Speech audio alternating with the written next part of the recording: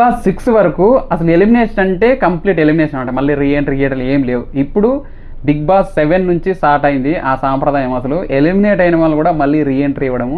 రితికాతో start అయింది అది reentry ఇవ్వడం అనమాట. సో అది కూడా రీఎంట్రీ ఎవరికైతే తక్కువ ఓట్లు ఉంటే వాళ్ళని రీఎంట్రీ చేయించేటోళ్ళు. సో ఇప్పుడు మాత్రం కొద్దిగా కొంచెం చేంజ్ అయిపోయి అగ్ని పరీక్షలో ఉండే వాళ్ళని మళ్ళీ రీఎంట్రీ చేయించడం, మళ్ళీ ఎలిమినేట్ అయిన కూడా మళ్ళీ రీఎంట్రీ చేయడం.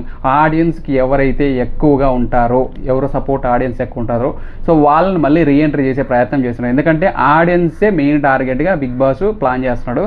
సో ఇప్పుడు పార్షియాలిటీ గీర్షియాలిటీ ఏం లేకుండా ఎవరిని ఎలిమినేట్ చేసినా వాళ్ళకి ప్రాపర్గా ఉంటే, ప్రాపర్ రీజన్ వాళ్ళకి హెల్ప్ అవుతారు షో అంటే వాళ్ళు ఎలిమినేట్ అయిన కూడా మళ్ళీ తీసుకొస్తారు. సో ఈసారి మాత్రం బిగ్ బాస్ అది కంప్లీట్గా డిఫరెంట్గా ఉంది.